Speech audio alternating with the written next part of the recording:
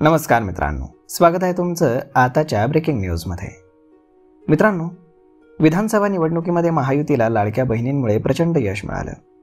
विधानसभा निवडणुकीमध्ये या योजनेचा महिला मतदारांवरती मोठा प्रभाव दिसून आला होता। आता स्थानिक स्वराज्य संस्थांच्या निवडणुका तोंडावर आहेत। या पार्श्वभूमीवरती महायुती सरकारने एक मोठा निर्णय घेत लाडकी बहीण योजनेच्या लाभार्थी महिलांसाठी बंधनकारक केलेली ई-केवायसी प्रक्रिया तात्पुरती थांबवली आहे।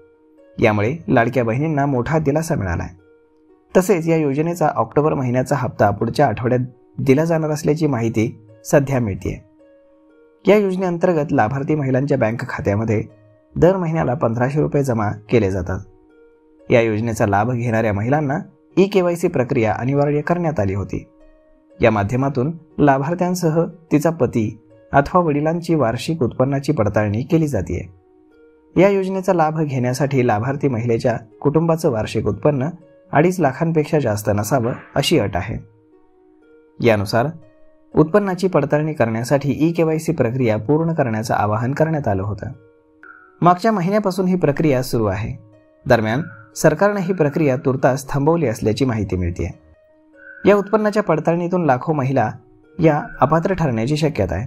यामुळे लाभार्थी महिलांची नाराजगी आगामी निवडणुकीत दिसून येऊ शकते आणि हे महायुतीला परवडणार नसल्याने ई-केवायसी प्रक्रिया तुर्तास थांबवण्याचा निर्णय घेण्यात आल्याची माहिती पुढे येते।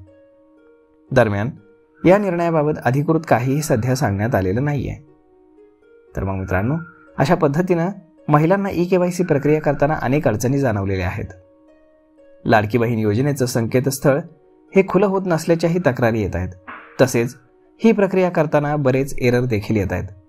त्यामुळे ही प्रक्रिया करण्यास विलंब होत असल्याचं लाभार्थी महिलांचं म्हणणं आहे। तर मग मित्रांनो, अशा पद्धतीनं सध्या स्थानिक स्वराज्य निवडणुका लागल्यामुळे सरकारने ही प्रक्रिया तुर्तास थांबवलेली आहे।